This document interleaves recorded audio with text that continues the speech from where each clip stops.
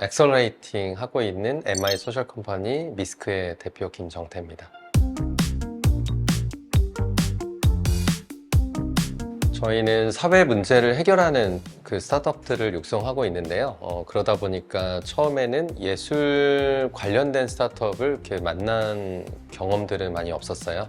그런데 예술 경영 지원 센터와 만남 통해서 저희가 몰랐던 분야의 창업가들도 이렇게 많구나. 데이터로 보면은 예술 쪽의 초기 기업에 아마 가장 많이 투자한 엑셀러레이터가 아닌가 그렇게 생각합니다.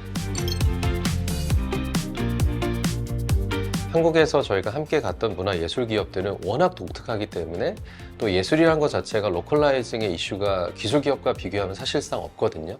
그런 부분들을 보면 볼수록 어떤 기업이 해외에서 주목받고 있는가, 이제 이런 부분들이 저희가 지속적으로 문화예술 기업에게 집중하고 있는 이유라고 생각합니다. 저희가 거의 처음으로 문화예술 쪽 기업이라고 생각되는 게 해녀의 부엌인데요.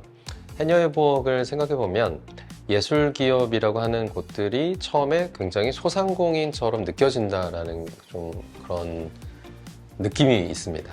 그래서 왜 전통적인 벤처 캐피탈들이 혹은 엑셀러레이터가 예술 기업 혹은 예술 창업가들을 만날 때 뭔가가 좀 어려웠을까 생각해보면 사실 모든 스타트업은 다 소상공인처럼 시작하거든요. 근데 예술 기업은 좀 그런 모습이 너무 또 강하다 보니까 이거는 뭔가 투자의 영역이 아니다 라고 생각하는 게 있을 텐데, 기업이 된다는 것과 투자가 된다는 것은 스케일업에 대한 부분들이 있어야지만이 그 스케일업을 위한 연료로서의 뭔가 투자를 하는 건데, 그 당시에 해녀의 부엌을 봤을 때 너무 좋은 건 알겠다, 이런 게 필요하지. 그런데 여기에 투자를 한다고 해녀의 부엌이 지향하는 비전이나 미션이나 가치가 100배 이상 뭔가 스케일업 되는 건 아니지 않냐라는 그게 좀 우세했던 것 같아요. 창업에서 굉장히 중요한 거가 카피할 수 없는 것들을 만드는 거가 정말 더 중요하다는 또 다른 관점이 있어요. 그래서 저희는 해녀의 부엌이 스케일업에 대해서는 어느 정도 한계가 있을지언정 카피할 수 없는 그런 부분들, 이런 부분들을 가지고 있다고 한다면 일반적인 기술 기업 투자하는 것처럼 매력이 있는 게 아닌가 그렇게 생각합니다.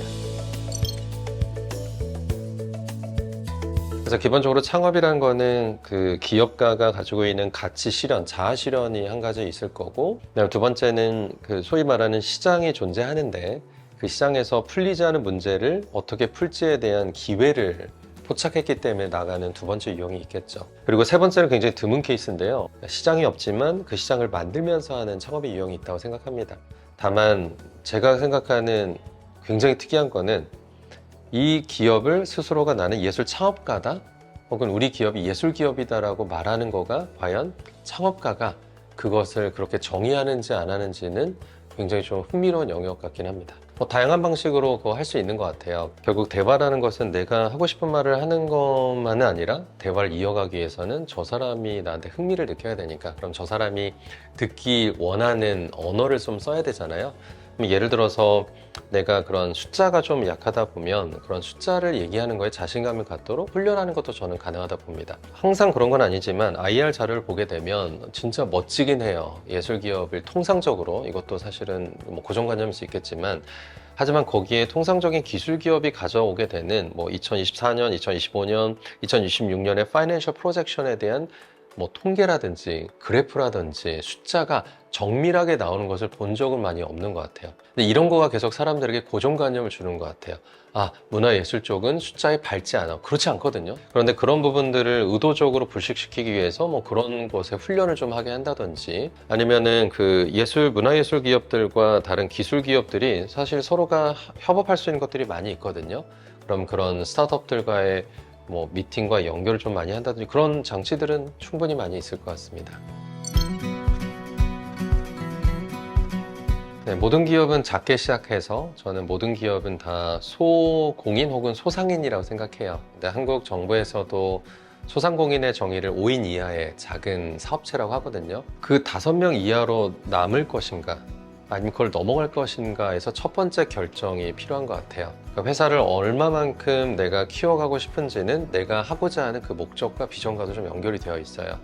세상에 존재하는 그 문제를 풀고자 어떤 창업을 한 유형이라면 5명 이하로 머물면 안 되겠죠. 그럼 그것에 맞추어서 내가 필요한 자원들과 함께하는 구성원들의 그런 부분들이 되어 있는지를 고민해야 될 것 같은데요. 창업가가 이 부분을 명확하지 않으면 이게 예술기업이든 뭐 일반적인 기술기업이든 굉장히 많은 헤매임이 있을 것 같습니다. 그런데 저는 가급적이면 예술 창업가들에게 이런 질문들을 처음부터 많이 던져야 된다고 생각해요. 제가 투자할 때 던지는 좋은 질문 중에 하나가, 대표님은 지분을 명확하게 확보해 가시면서 나의 철학, 나의 색깔, 나의 결이 들어간 그런 비즈니스 모델이 작게라도 중요하게 되는 것이 중요하세요? 아니면 다른 투자자가 혹은 다른 곳들이 나보다 더 잘하는 곳들이 M&A를 해서 내가 생각했던 아이디어가 다른 곳들이 더 가져가거나 확산되는 걸 원하세요? 라는 두 가지 길이 있는데요. 어떤 길을 걷기를 원하는지를 처음부터 물어봅니다. 왜냐면 이 두 가지 길은 컴프로마이징 할 수는 없어요. 제가 갖는 좀 고정관념일 수도 있겠지만, 문화예술이라는 것이 이거는 내 거야 라고 생각하는 어떤 유형이 계시다면 아마 되게 어려운 길인 것 같고요. 그러다 보면 아까 첫 번째 길이 맞는 길이겠죠. 그런데 내 지분을 그냥 갖고 다른 사람의 영향력을 최소화하면서 이걸 꾸준히 하겠다라고 한다면 그거는 소상공인의 역할을 보시면 돼요. 투자를 유치하기란 굉장히 어렵습니다. 그 부분을 그러면 어떻게 할 건가? 그게 초반에 되게 많은 대화가 있어야 될 것 같아요.